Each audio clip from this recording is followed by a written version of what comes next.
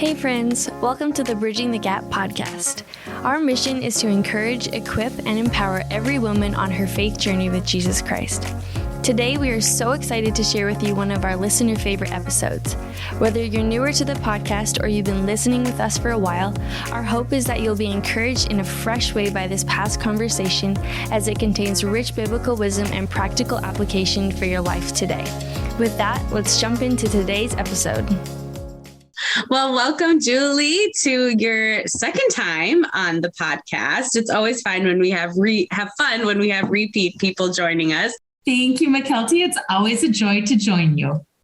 I am really excited about what we're talking about today because I think bridging the gap, this is one of the core beliefs that they hold on to. And so to be able to hear you share more about it, and I'm giving little teasers for people to get them excited, but it's just going to be such a blessing. But I would just love to hear a little bit from you. What have you been up to recently? And if people maybe missed the first time you were on the podcast and don't know who you are, if you want to just share a little bit about you, that would be great before we get started. Sounds good. Thanks, Mykelti. I am Julie Fisk.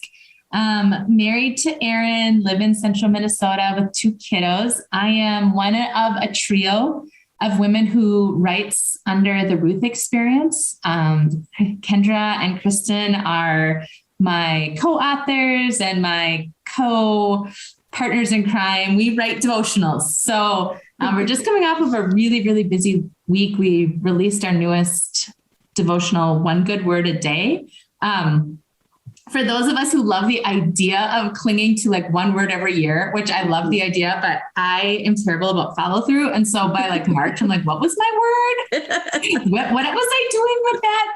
And so we loved the idea, but we had trouble sort of clinging to that word all year. So we thought, well, what would it look like if we did just one word a day? I can hold a word every day. So that's what that devotional looks like and what it's about. So that's me in a nutshell. And I've been part of Bridging the Gap for forever, both as somebody who went to conferences for years and years and years with my girlfriends, and then joined some of the leadership stuff with Carol and you and everybody else. I just love Bridging the Gap.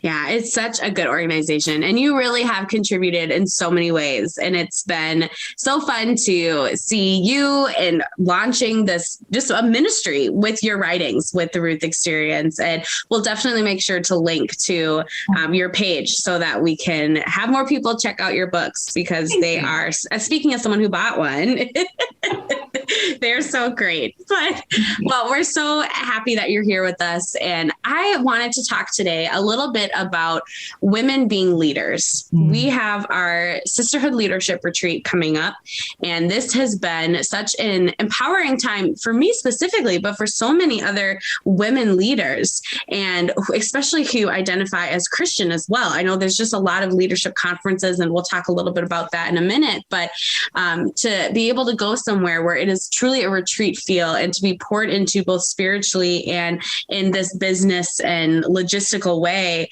is so great. But I know you were a foundation to this retreat, and would love to have you just share a little bit about what is the Sisterhood Leadership Retreat? What is the backstory about it? Sure. So, it is hard to be a woman of faith, especially if you are in the mainstream workplace. And I was there for many, many years. And so I would look around, and there were industry-led conferences, but there just really wasn't anything where I could be a whole person.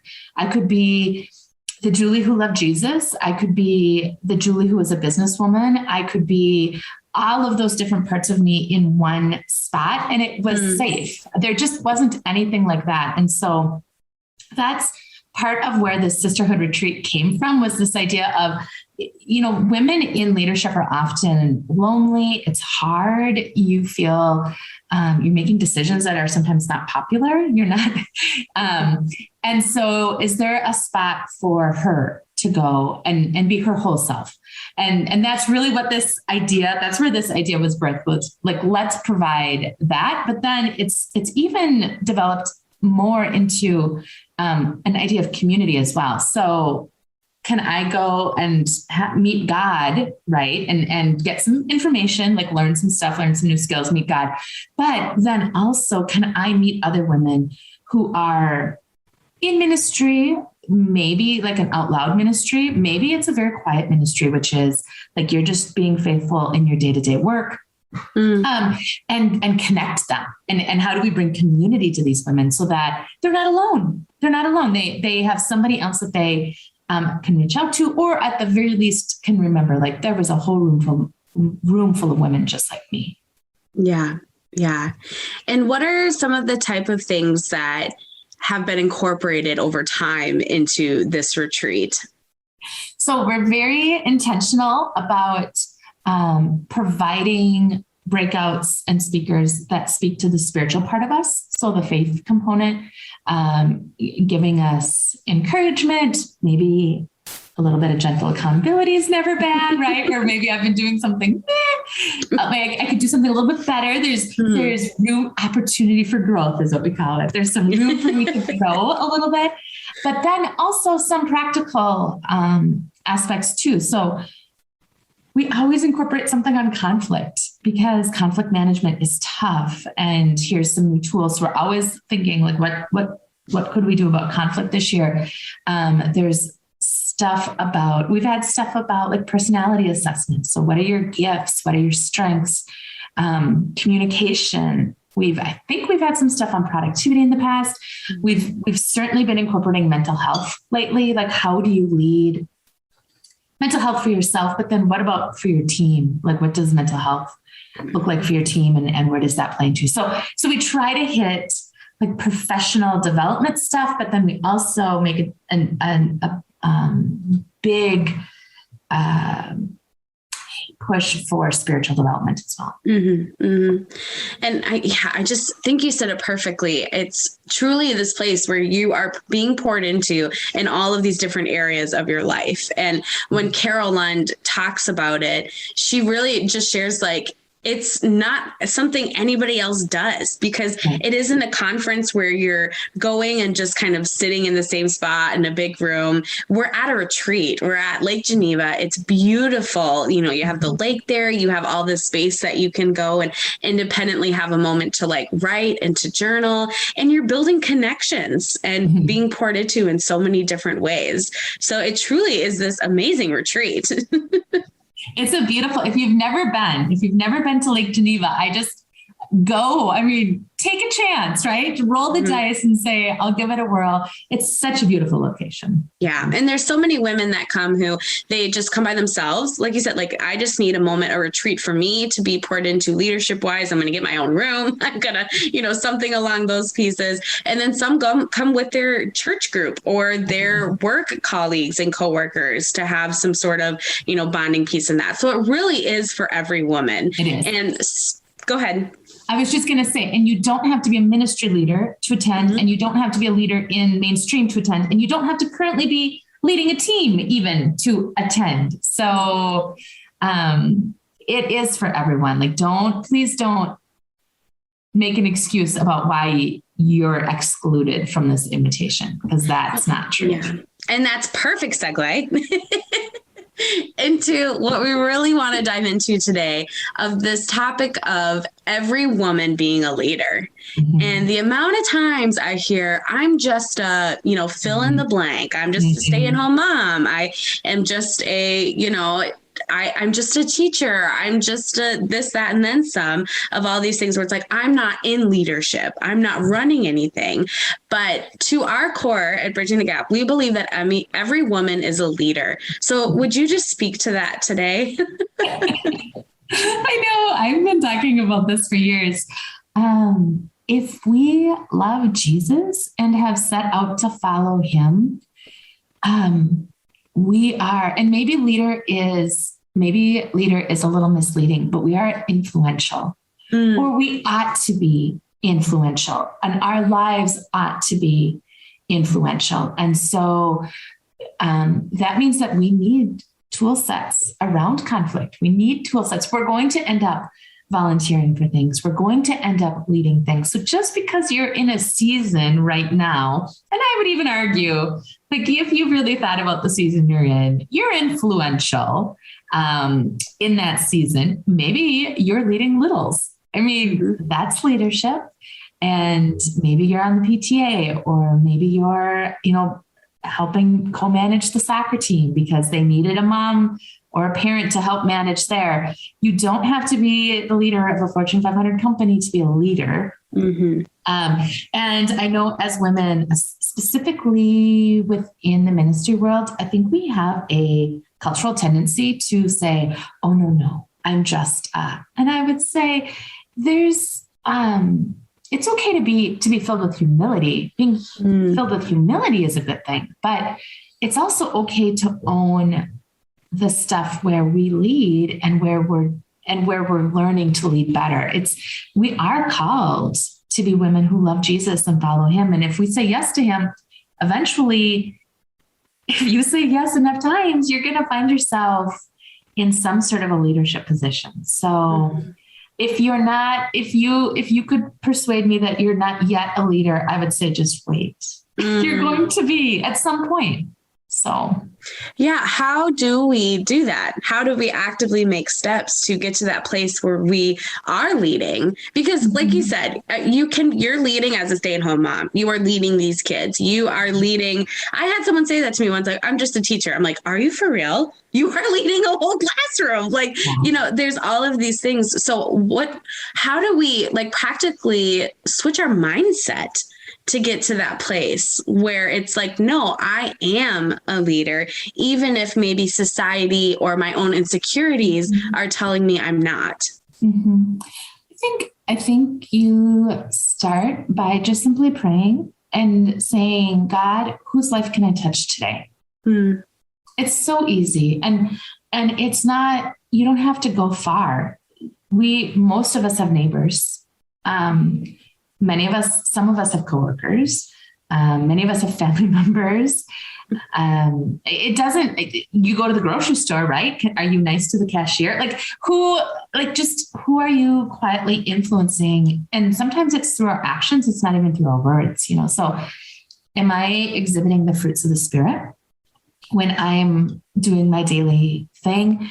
And when you just start engaging with God that way and just saying, intentionally show me somebody that I can just interact with today, you start practicing that. And then he asks you to do something a little bit bigger. And then he asks you to do something a little bit bigger. And being faithful in that, then all of a sudden one day you look around and you're like, oh, how did I get here? And you trace it back, and it was little steps. I mean, nobody just gets a call and says, be in charge of this huge thing. It's all of these tiny, when I first joined Bridging the Gap, I worked the resource table for years. I mean, I didn't just jump into leadership. I started serving and hanging around other women who were leading and learning from them. And they just give you opportunities, and you say yes. And then all of a sudden one day you're like, oh, here I am. And God, and the beautiful thing is God has something for all of us. So there's not a scarcity, and there's no reason to be in competition, right? So I can run my faith race, and the people God has set before me are not the people God has set before you, Mykelti, right? Because we're in two different places. Mm-hmm. And so your faith race is yours, mine is mine, but to run together and to link arms periodically when our circles overlap, that's what brings joy. Mm-hmm. But just start where you're at. Start where you're at. I love that. The idea of just saying yes to the little things, because you have to start somewhere small. We're not going to just jump in to be CEOs of things right away. Maybe so you start your own company. Maybe. I've not seen it. I mean, God can do it. He can be like, here, be the CEO. I mean, he can do it. There's no question. Yeah. But what I have seen is you start small and you grow into it. And thank goodness, because then you can learn along the way. Yeah. And really importantly, having that humble heart, having that obedient heart, because God loves to use obedient people, even if they're not the best at something. I mean, the classic example is Moses. Like he actually had like a public speaking fear kind of issue and wasn't great at it. And God still used him to be a huge public speaker and to lead these people because of his obedient heart. And so I think that we just have to have that mindset of even saying yes and being humble, and God will use you if that's what you're saying. Yes, I'm open to it. Right. Absolutely. And it's in his timing, but you'll look back and you'll see all of his fingerprints along the way. Mm-hmm. Mm-hmm.